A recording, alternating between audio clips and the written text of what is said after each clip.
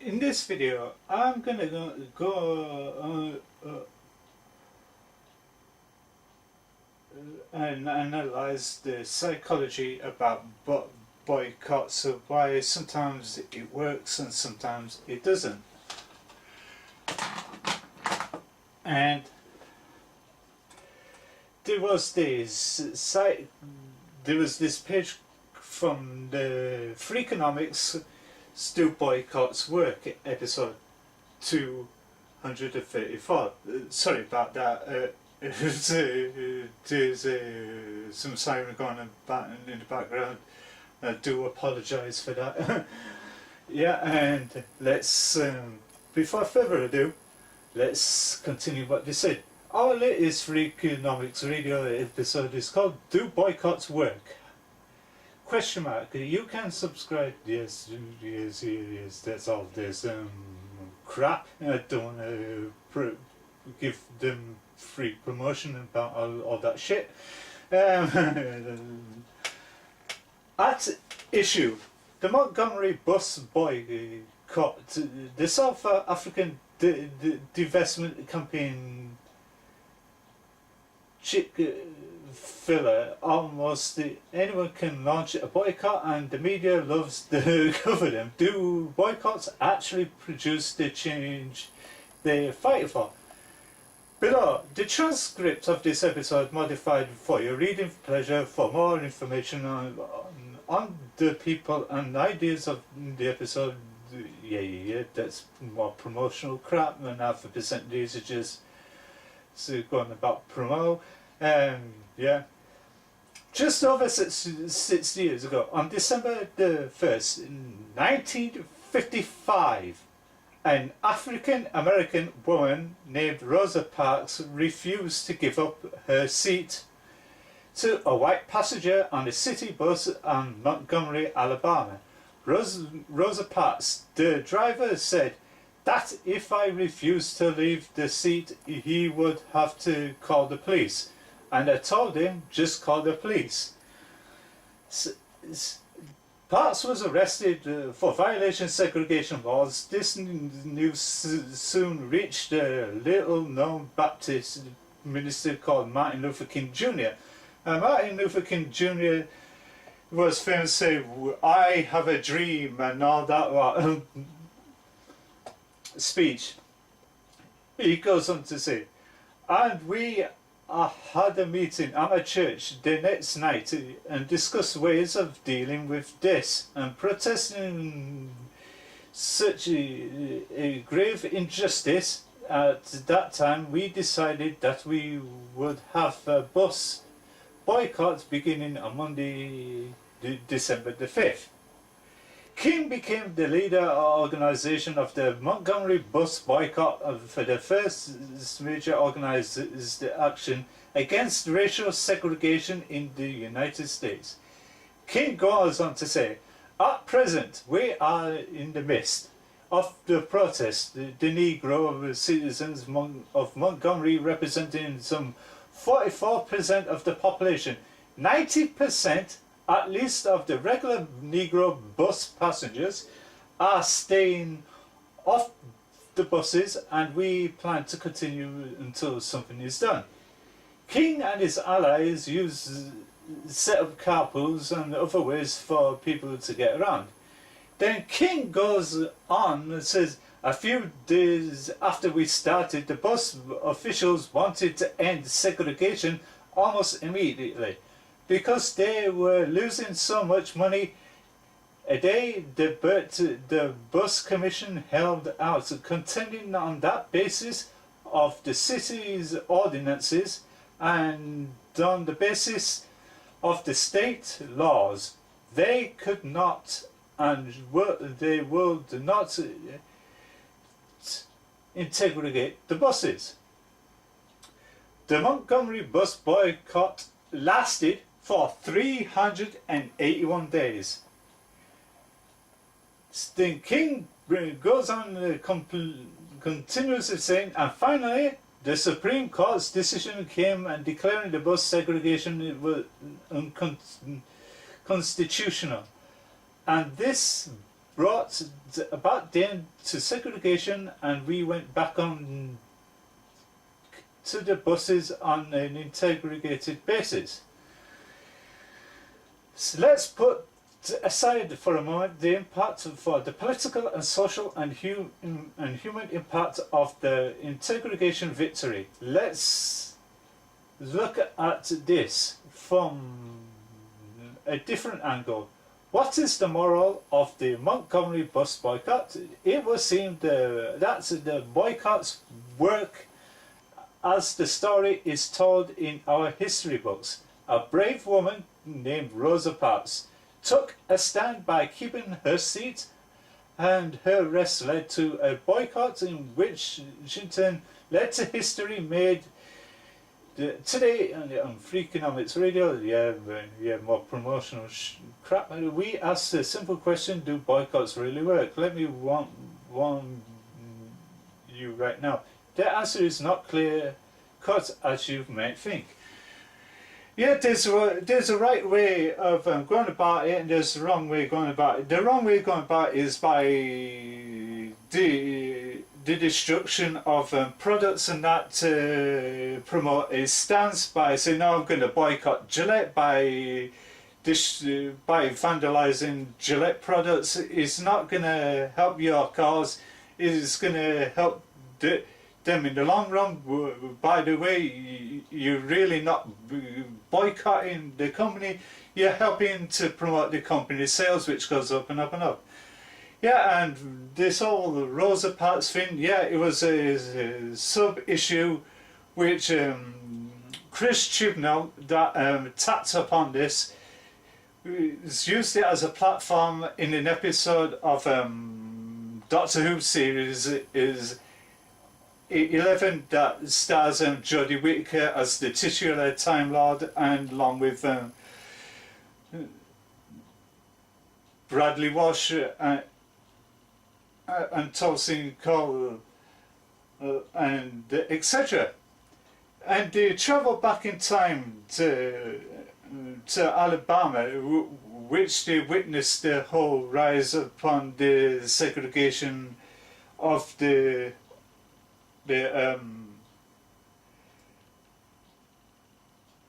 way the buses are now integrated, and that for both races to sit on both sides and that without no racial integration. But however, it caused a major backlash within the Doctor Who fandom, and some fans was not happy about the way it preached to the masses by using a polarizing figure like Rosa Parks to promote it. Yeah, the way they did it, she did it, but risking her arrest, but it did send a signal and that to where buses conduct. It did work in that aspect, but sometimes it doesn't always work. Like I said, by doing these YouTube clickbait videos where these content creators are getting angry over the latest Gillette, the best amount they can get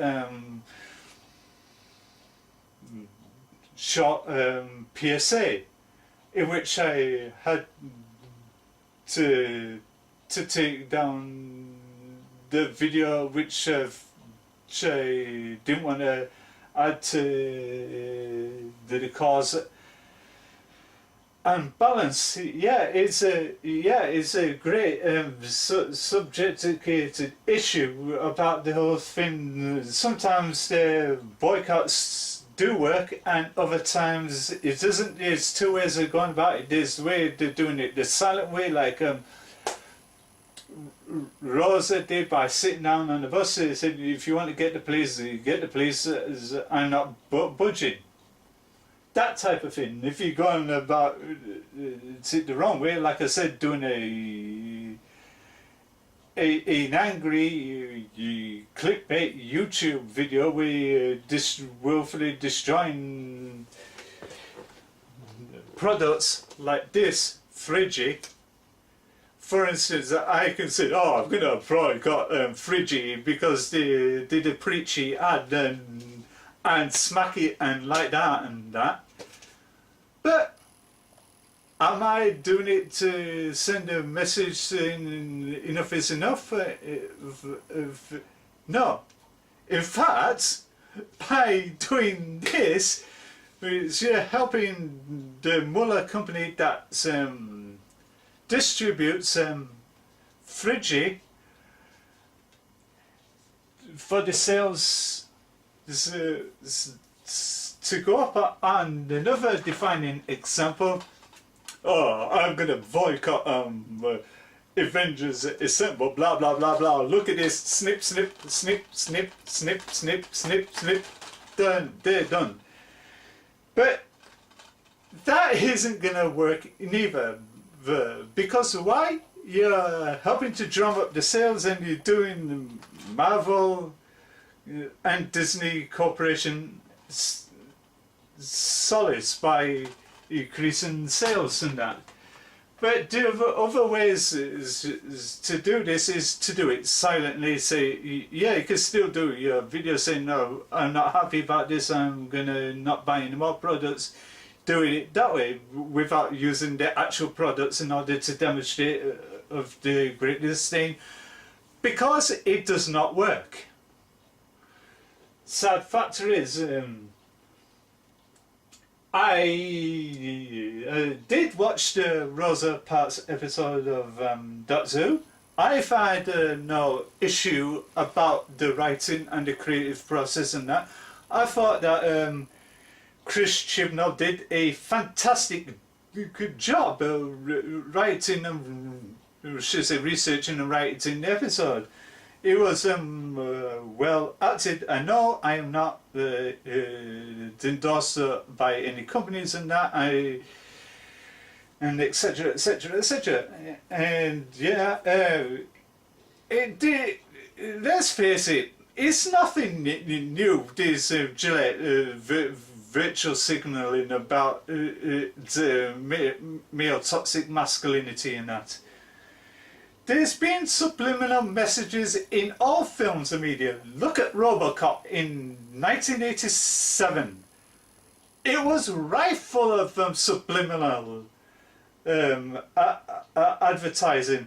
Look at George A. Romero's Dawn of the Dead from 1978. That was send a message of consumerism went mad. And a couple of actors and that did explain the way it was portrayed, saying that consumerism can consume us all if we take it too much granted and that. So virtual signaling in a 1 minute a half advertisement for the company is nothing new. People said, oh, it's just about propaganda and that, but there's always been forms of propagandizing and public service announcements going through since the dawn of time. Look at during through the war. It was rife with PSAs. During through the 80s, it was the rise of the AIDS pandemic, telling these people how to protect themselves by using sex aids like condoms and all sorts of other stuff, and dangers in that when it comes to sharing needles and that. Yeah, but there was a cost effective at the time, but people didn't take those to a offence.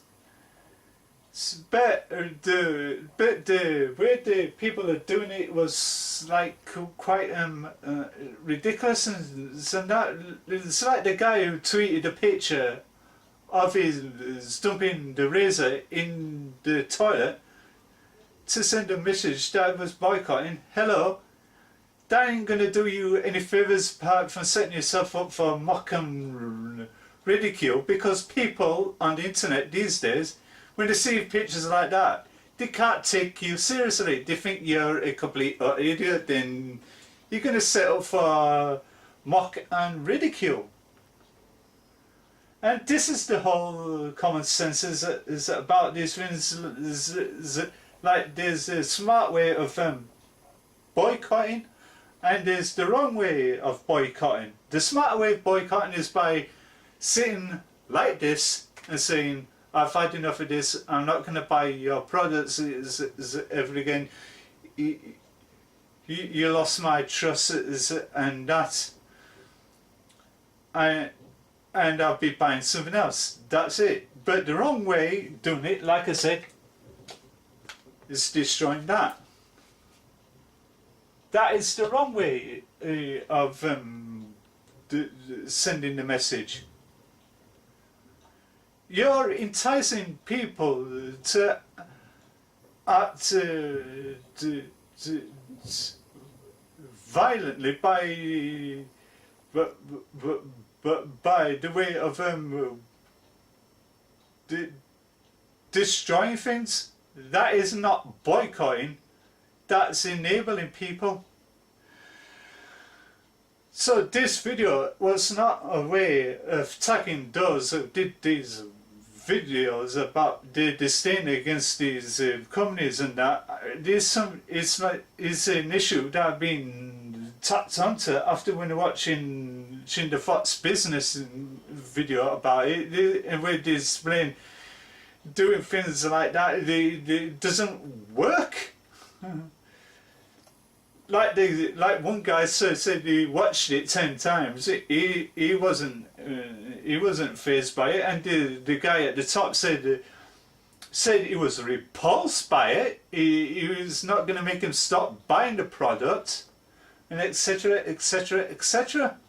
So this is the huge problem about how people overreact and being over dramatic by violently destroying products, and that by not helping the cause you're adding to it. And when you do that, the sales of the products go up and up and up, so you're doing them a favour. So mission accomplished. Gillette and Procter & Gamble did this virtual signalling PSA. You got people angry, you got people to destroy products, and all of a sudden their stocks and shares went up, and they succeeded. Like I said, mission accomplished. It's a flawless victory to them, and a fatality to you. So this is the way. If you are going to boycott, do it smart way. By destroying products in other ways, protest isn't going to do you any favour, but set you up for mock and ridicule in the comment section. And that's what I have to say. So then, this is me, Frankie, croft smales. Don't forget to follow me on social media. All my social media links will be in the description bar below. And wherever in the world, have a great day, stay safe, fare well, may the force be with you, and fare well, and I see you starside.